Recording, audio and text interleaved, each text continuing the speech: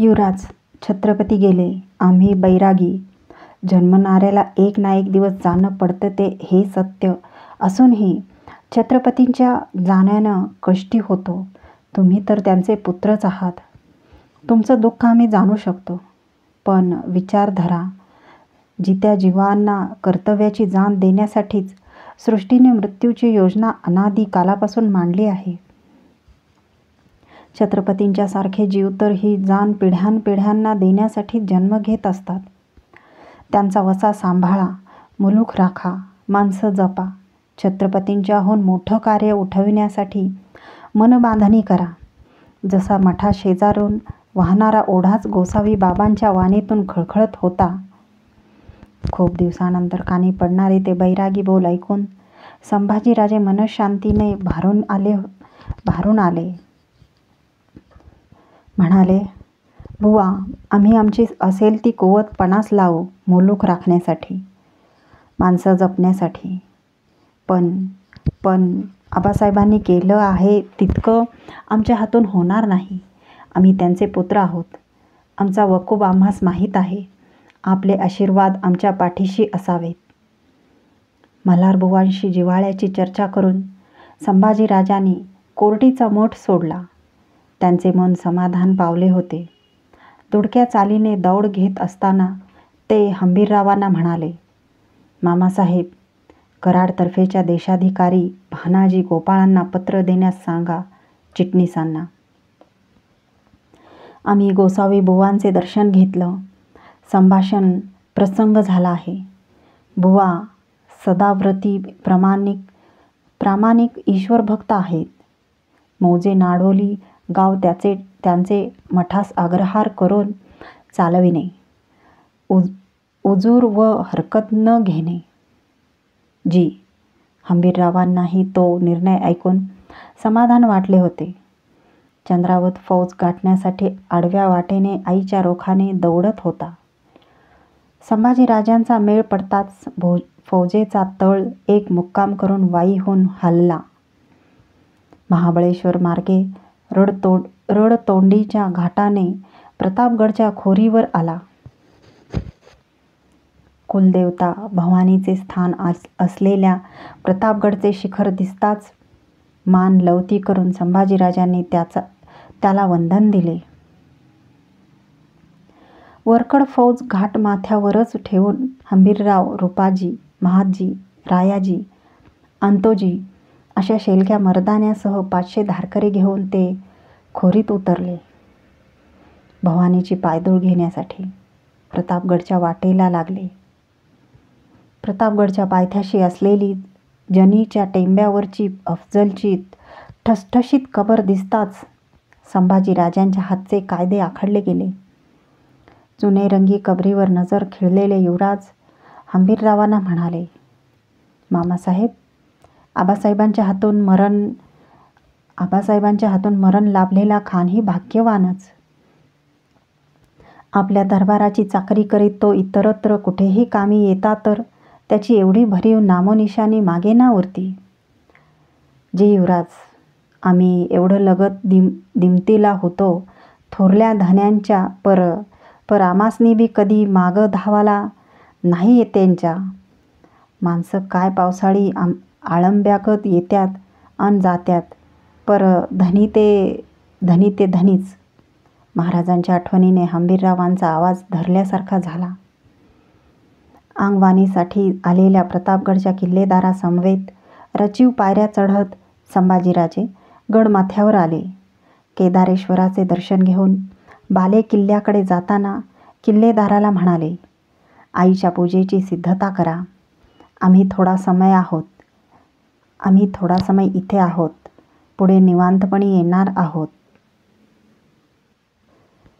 जी म्हणत किल्लेदार भवानीच्या पुजाऱ्याला गाठण्यासाठी निघून गेला. दुपारचा प्रहर टळला. हातपाय क्षाळलेले संभाजीराजे बालेकिल्ल्यातून बाहेर आले.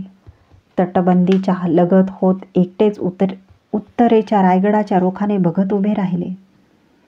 देवळाकडं चालायचं नव्हं. जुपी झालेल्या समधी पूजनची हंबीररावांनी सांगितले. चला, सरलष्करांसह युवराज भवानीच्या मंदिरात आले. स्वहस्ते देवीची पूजा बांधून तीर्थप्रसाद घेतला. गडावर एक फेर टाकून भरल्या मळवटाने ते सर्वांसह प्रतापगड उतरले. आता मनाला ओढ होती फक्त रायगडाची. पर घाटातील फौजेला मिळून संभाजीराजे महाडावर उतरले आणि मृगाच्या पावसाने घसघशीत झड धरली. 20,000 माणूसमेळ पार धारांखाली झोडपून निघू लागला. फौज खिळून पडली. युवराज आले. खबर कडकडत्या विजांनी रायगडावर पावती केली. गडागडांची चौकीबंदी करून आलेले पिलाजी मामा यांच्यासह संभाजीराजांच्या सैन्याला मिळाले. मृगाने भांगा देताच हंबीरराव पिलाजी मामा यांच्यासह संभाजीराजांच्या फौजेने पगड्यावरचे पानशिंतोडे झटकले. हत्यारबंद मावळ्यांचा पाणलोट रायगडाकडे निघाला. पाचाडची वेस येताच रणशिंग, नगारे, चौघडे यांची झिंबड उसळली. आला तर कटवाल्यांच्या हस्तकांशी इथंच मुकाबल्याचा प्रसंग येणार होता. कमरेची म्यानबंद तेग उपसून आघाडीला असलेल्या संभाजीराजाने तो हात तसाच उंच उठविताच पाठच्या मावळी लोटातून मृगाने भरले आभाळही थरकून जावे असा रणघोष उसळला. हर हर महादेव. प्रचंड वृक्ष डांगलत चित्कारत येणाऱ्या हत्तीसमोर कोया उठवीत कोल्ह्यांचा तांडा यावा तसा मालसावंत हा सरदार पाचाडाच्या वेशीवर आपल्या मेळासह संभाजीराजांना आडवा आला. डोळ्यात पळस उतरलेले संभाजीराजे घोडाफेकीत खासा पुढे झाले.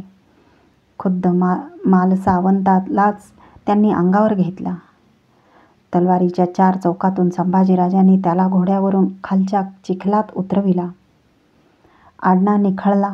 बांधे फुटताच पाण्याचा मुसंडा उधळावा तशी युवराज सरलष्करांची फौज पाचाडात घुसली. मामासाहेब, तुम्ही असेच गड चढून येसाजी काकांना मिळा. पुऱ्या गडाची चौकीबंदी करा. चढ्या घोड्यावरून तेगीचे टोक रायगडाकडे रोखून संभाजीराजांनी पिलाजी मामांना आज्ञा दिली. आपला जमाव घेऊन पिलाजी रायगड चढू लागले.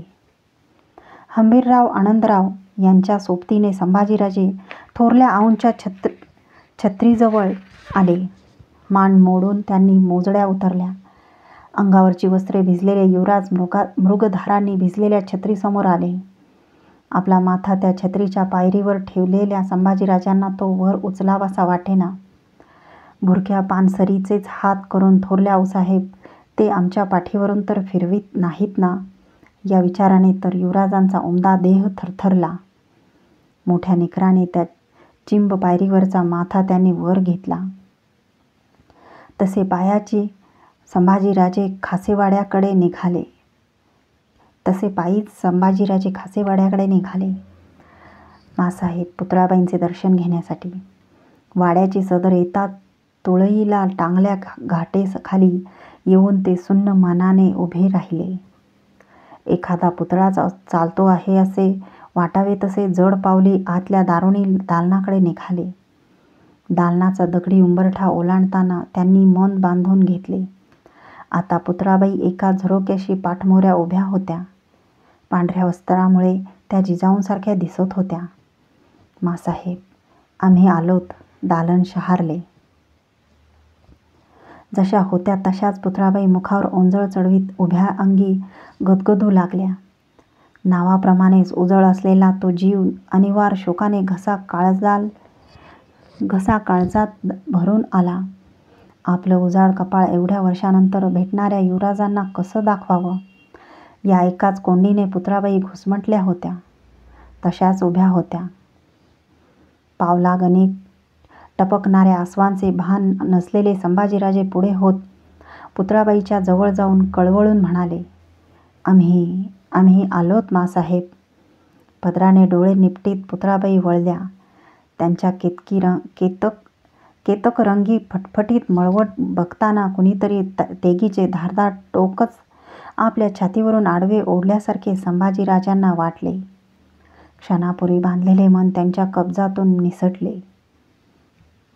आबासाहेब आपल्याबरोबर केवढं मोलाचं काहीतरी घेऊन गेलेत या विचाराने तर ते उजाडपणाच्या भावनेने शहारलेच.